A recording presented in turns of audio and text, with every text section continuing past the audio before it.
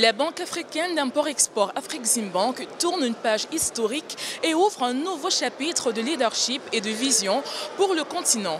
Le vendredi 24 octobre 2025, cette institution financière panafricaine a tenu sa cérémonie de passation de pouvoir au centre de congrès St. Regis Al-Massa au Caire, en Égypte. Placé sous le thème des décennies d'impact comme pilier d'avenir prospère, cet événement de 2 jours constitue un moment décisif tant pour la banque que pour l'Afrique, célébrant un héritage de réussite tout en embrassant une nouvelle ère de transformation sous la direction du nouveau président, le Dr Georges Ilombi. Dès son entrée en fonction en 2015, la vision d'Orama était claire.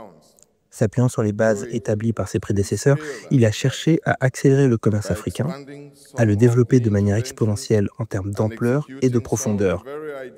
Il a élargi certaines interventions et mis en œuvre des idées que d'autres et moi-même considérions comme trop ambitieuses.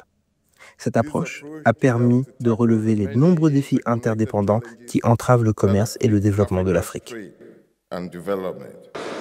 Des 1500 participants rassemblés au Caire du 24 au 25 octobre, l'on recense des chefs d'État africains, des décideurs politiques et des partenaires de développement internationaux.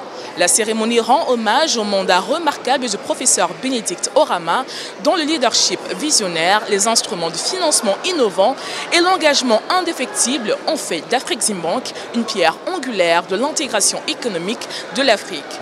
Elle accueille également le Dr Ilombi qui prend ses fonctions de président avec la ferme intention de s'appuyer sur ses solides fondations et d'accélérer la croissance tirée par le commerce sur tout le continent.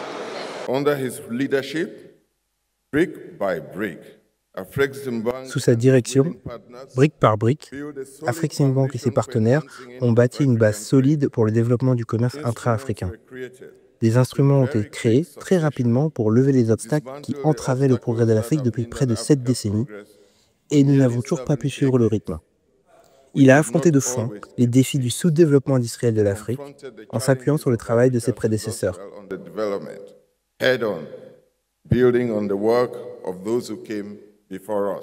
Tout en reconnaissant le parcours transformateur de la banque au cours des dernières décennies, le Dr Georges Ilombi a rendu hommage à son prédécesseur sous la direction du professeur Orama. Afreximbank a atteint des résultats exceptionnels, notamment un bénéfice net de 973 millions de dollars en 2024, des actifs dépassant 40 milliards de dollars et un rôle stratégique accru dans la promotion de la zone de libre-échange continentale africaine ZLECAf. Le Dr Ilombi s'est engagé à maintenir cette dynamique et à positionner la banque comme un moteur d'industrialisation durable et d'innovation financière.